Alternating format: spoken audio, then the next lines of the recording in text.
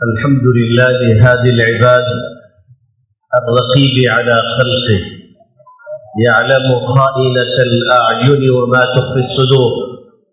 أحمده سبحانه حمد عبد خافه رجاه، وأشكره والشكر واجب على العبد لمولاه.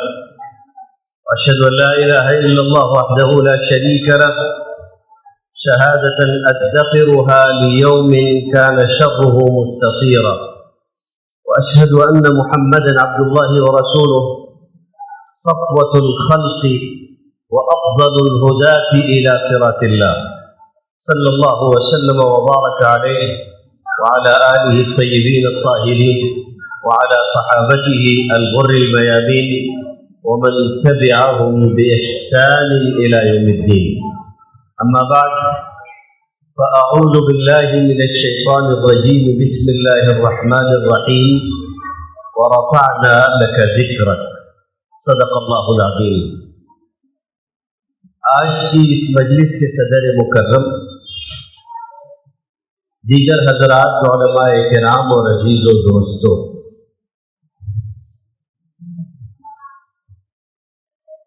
یہ موقع مبارکباد کا بھی ہے کہ کامیاب بامقصد اور پر رونق پروگرام نگینہ فاؤنڈیشن کے ذمہ داران نے یہاں منعقد کیا، اور یہ 7واں پروگرام ہے، جیسا کہ آپ سن رہے، 7واں مسابقہ ہے. اللہ تعالیٰ ان حضرات کے اس عمل کو اپنی بارگاہ میں شرف قبولیت عطا فرمائے، اور اللہ تعالیٰ آگے بھی ان حضرات کو توفیق سے مالا مال فرمائے، اور یہ موقع ان حضرات کی خدمت میں اظہار تعزیت اور تسلی کا بھی ہے کہ انہوں نے ابھی چند دن پہلے اپنے ایک رفیق کو کھو دیا. اچھے ساتھی کا اور نیک دوست کا حاصل ہونا بھی بہت بڑی نعمت ہوتا ہے. خیر، اللہ کی نعمت تھی، جب تک اللہ نے چاہا ساتھ رہی. جب اللہ کی مرضی ہوئی تو دنیا سے رخصت ہوئے. اللہ تعالی حافظ محفوظ الرحمان صاحب کی قبر کو نور سے منور فرمائے، ان کی حسنات کو قبول فرمائے. بشریت کے تقاضے کے تحت جو بھی غلطیاں ہوں، اللہ تعالیٰ ان کو معاف کر کے ان کو نیکیوں سے بدل دے. میرے عزیزوں، آدمی کیسا ہی قادر الکلام کیوں نہ ہو، لیکن حضرت محمد صلی اللہ علیہ وآلہ وسلم کی بارگاہ میں اور آپ سے متعلق کچھ عرض کرتے ہوئے، بہرحال زبان لڑکھڑاتی ہے، اور یہ وہ مقام ہے جس مقام پر کچھ کہنا بہت دشوار گزار ہوتا ہے. کہنے والے نے کہا ہے، با خدا دیوانہ باش و با محمد ہوشیار. اس لیے میرے بھائیوں، سیرت سے متعلق کچھ عرض کرنا یہ بہت نازک مرحلہ ہوتا ہے. آپ کی شان بہت بلند تر ہے. کہنے والے نے کہا، اور کیسی پیاری بات کہی، جو قرآن مجید کی آیت میں نے آپ کے سامنے پڑھی ہے، وَرَفَعْنَا لَكَ ذِكْرَكَ. آپ کے ذکر، آپ کے تذکرے، اس کی سربلندی کی جو بات اور جو وعدہ اللہ رب العزت کی طرف سے ہوا ہے، اللہ کے اسی وعدے اور اسی ارادے اور مشیت کے اظہار کی ایک کڑی یہ مسابقہ بھی ہے. ظاہر ہے یہ جو توفیق نصیب ہوئی ہے، یہ اللہ کی اسی مشیت اور اسی ارادے کے اظہار کی ایک کڑی اور ذریعہ ہے. جس کے تذکرے کی سربلندی کی ضمانت خود اللہ رب العزت نے لی ہو، اس کی عظمت شان کا کیا کہنا. کیسی غضب کی بات ایک عرب شاعر نے کہی، اور اس نے کہا، اس کے ایک شعر کو حضرت حسان کی طرف منسوب کیا گیا ہے. دو شعر ہیں، اور وہ یہ ہے کہ وَضَمَّ الْإِلَٰهُ اسْمَ النَّبِيِّ إِلَى اسْمِهِ، اللہ نے ان کے نام کو اپنے نام کے ساتھ جوڑ دیا. اذا قال المؤذن في الخمس اشهد،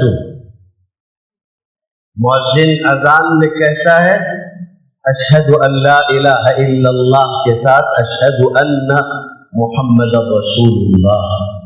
جہاں اللہ کے نام کی بڑائی بلند کی جاتی ہے، وہیں نبی کریم صلی اللہ علیہ وسلم کا تذکرہ اذان میں ہے. وَشَقَّ لَهُ مِنْ اسْمِهِ لِيُجِلَّهُ فَذُو الْعَرْشِ مَحْمُودٌ وَهَذَا مُحَمَّدٌ، اور ان کے نام کے لیے اپنے نام سے حصہ چنا تاکہ ان کی عظمت کا اور ان کی بڑائی کا اظہار ہو سکے. چنانچہ وہ عرش والا محمود ہے اور آپ صلی اللہ علیہ وسلم محمد ہے. ایسے موقع پر مجھے طائف کا ایک شعر، 4 مصرے ان کے بہت پسند آتے ہیں، اور جو انہوں نے کہا واقعی غیر معمولی بات کہی. طائف رحمۃ اللہ علیہ کہتے ہیں، اے نسیم سر جھکا کے چل، اے نسیم سر جھکا کے چل، یہ ادب کی جا ہے ذرا سنبھل. اے نسیم سر جھکا کے چل، یہ ادب کی جا ہے ذرا سنبھل. جہاں عظمتیں ہیں جھکی ہوئی یہ انہی کا پاک دیار ہے. جہاں رف آتے ہیں شکست پر، جہاں سطوتیں ہیں خمید اثر. جہاں رف آتے ہیں شکست پر، جہاں سطوتیں ہیں خمید اثر. جہاں جبرائیل ہے دم بخود یہ میرے نبی کا وقار ہے. تو یہ وہ مرحلہ ہوتا ہے کہ جہاں جا کر میرے والد صاحب رحمۃ اللہ علیہ کبھی کبھی کچھ اشعار پڑھا کرتے تھے تو کہا کرتے تھے کہ میں کیا ہوں، میری مدح کا کیا ہے شہنشاہاں. حسان و فرزدق ہے یہاں عاجز و حیران. شرمندہ زمانے سے گئے وائل و صحباں. قاصر ہے سخن پہن سخن سن سخندہ. کیا مدح کفے خاک سے ہو نور خدا کی، لکنت یہی کرتی ہے زبان فصحا کی. یہ وہ مقام ہے جہاں جا کے لوگ اپنی کمزوری اور اپنی بے مائگی کا اعتراف کرنے پر مجبور ہو جاتے ہیں. نبی کریم صلی اللہ علیہ وآلہ وسلم کی شخصیت ہے. مقصد ہوتا ہے، یہ مسابقہ ہوا ایک مقصد ہے کہ ہماری آنے والی نئی نسل اس کے دل میں حضرت کی محبت جاگزی ہو جائے. اور یہ وہ غیر معمولی چیز ہے، حضرت کی محبت عجیب و غریب چیز ہے کہ یہ دل میں کب آ جاتی ہے اور کیسے سما جاتی ہے یہ سمجھ میں نہیں آتا. میں اگر آپ سے پوچھوں کہ آپ کو رسول اللہ صلی اللہ علیہ وآلہ وسلم سے کب محبت ہوئی تھی، کب تعلق ہوا تھا، آپ اس کے بارے میں کوئی خبر نہیں دے سکیں گے.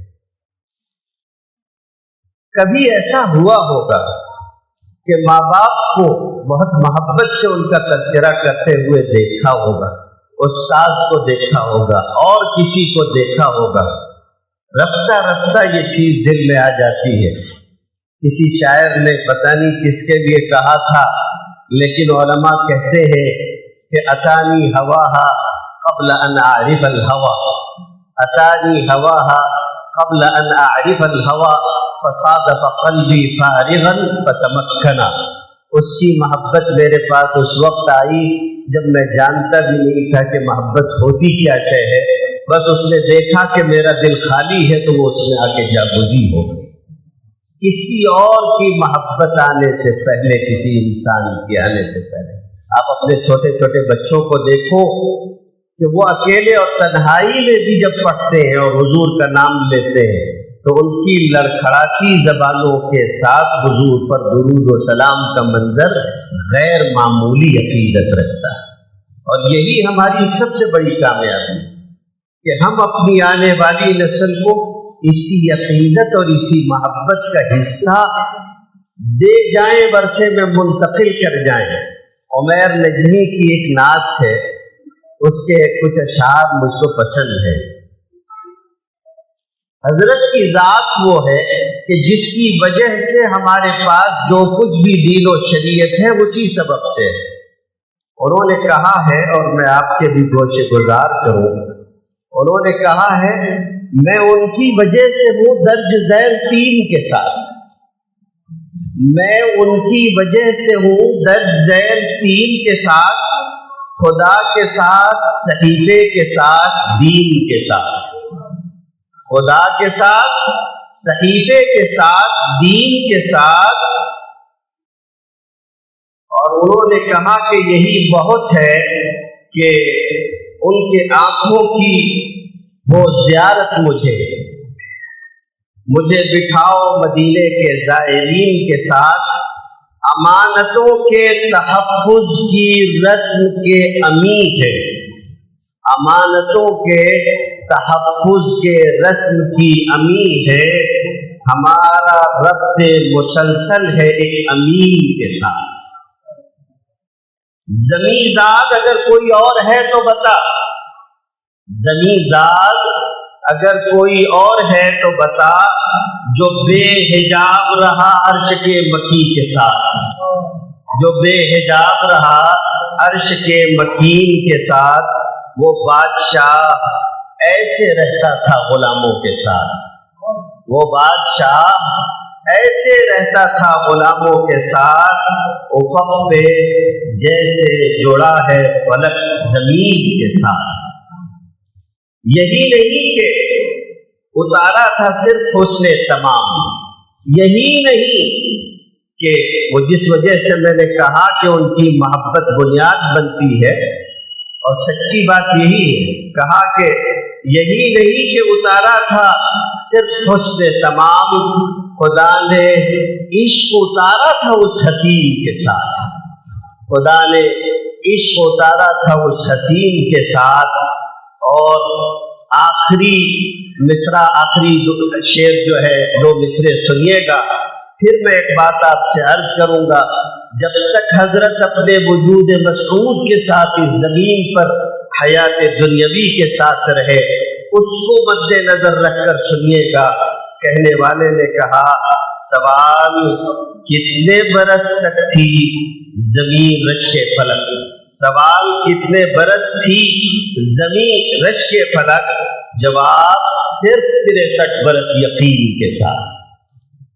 یہ تو ہوئی حیات دنیاوی، آپ تشریف فرما رہے، آپ کے ذریعے دنیا رہی، اور پھر آپ جب اس دنیا سے تشریف لے گئے اور زمین میں دفن کر دیے گئے، آپ کی قبر اطہر میں آپ فروکش ہوئے، آپ کے حجرے اطہر کے پاس جو ستون ہیں ان ستونوں پہ لکھا ہوا ہے، یا خیر من دفنت بالقاء اعظمه فطاب من طيبهن القاع والاكم، نفس الفداء لقبر من تساكنه فيه العفاف وفيه الجود والكرم۔ اے وہ ذات کہ جو زمین میں دفن کی گئی تو اس کے دفن ہونے کی وجہ سے زمین کے میدان اور ٹیلے سب کے سب بابرکت ہوئے، میں اس قبر کے صدقے، اس قبر پر فدا، جس قبر کے اندر آپ ہیں کہ وہ قبر ایسی ہے، فیہ العفاف وفیہ الجود والکرم۔ مولانا ہمارے مخدوم گرامی مولانا افتخار سالک صاحب دامت برکاتہ، جس بات کی طرف انہوں نے اشارہ کیا وہ بات میں بھی کہنا چاہتا تھا، اور یہ سن کر مجھے خوشی ہوئی کہ یہ نکھار پیدا کیا گیا کہ نعتوں کا انتخاب کیا جا رہا ہے، ورنہ سچی بات یہ ہے کہ نعت کے نام پر جو کچھ بھی لوگوں کے سامنے رکھا جاتا ہے اس میں بہت ساری چیزیں ایسی ہوتی ہیں जिस पर कहीं न कहीं तबीयत में तकद्दुर पैदा हो जाता है, इससे आगे कहीं कहीं बात खिलाफ अकीदा भी होती है। एहतियात करना चाहिए। बसा औकात अशार ऐसे होते हैं, ये सच है कि हजरत का मकाम बहुत बुलंद है, मगर अल्लाह रब्बुल इज्जत के मकाम में और आपके मकाम में फर्क है। बाज़ लोग इस फर्क को मलहूज नहीं रखते और ऐसी बात कह जाते। माहिर ने कहा और बहुत प्यारी बात कही, उन्होंने कहा कि रसूल खुदा, रसूल मुस्तफा कहिए, रसूल मुस्तफा कहिए, मोहम्मद मुस्तफा कहिए, खुदा के बाद बस वो है, फिर इसके बाद क्या कहिए। यही है खुदा के बाद। आप इस फर्क को मलहूज रखें। बाद खुदा बुजुर्ग तो ये किस्सा मुख्तसर, अल्लाह के बाद अल्लाह।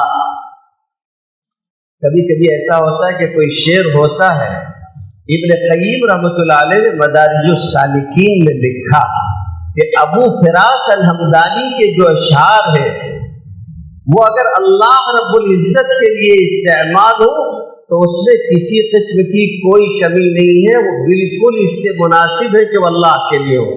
मगर बड़ा मसला यह है कि अबू फिरास ने अपने ममदूह के लिए कहा, अल्लाह के लिए नहीं कहा। बाद के उलमा सब उसको अल्लाह रब्बुल इज्जत के लिए इस्तेमाल करते। फलैसक तहलु वलय्याबु मरीरतुन वलैसक तर्दा वलअनामु ग़िज़ाबु वलैसक बैनी व बैनक आमिरुन वलैस अल्लज़ी बैनी व बैनल आलमीन खराबु इज़ा निल्तु मिनकल वुद्द फलमालु हय्यिनुन व कुल्लु अल्लज़ी फ़ौक़ तुराबि तुराब। कैसी बात कही उसने, अगर आप उसको अल्लाह रब्बुल इज्जत की तरफ मंसूब करके सुने और समझे तो बात समझ में भी आए। फलैसक तहलु वलय्याबु मरीरतुन, ऐ काश के मेरा और आपका रिश्ता मिठास पर तमाम हो जाए, दुनिया से कड़वाहट रहे तो रहे, उससे क्या फर्क पड़ता है। दुनिया कड़वी सही, हमारे खिलाफ सही। फलैसक तहलु वलय्याबु मरीरतुन वलैसक तर्ज़ा वलअनामु ग़िज़ाब। आप राजी हो जाए, दुनिया नाराज होती रहे तो होती रहे।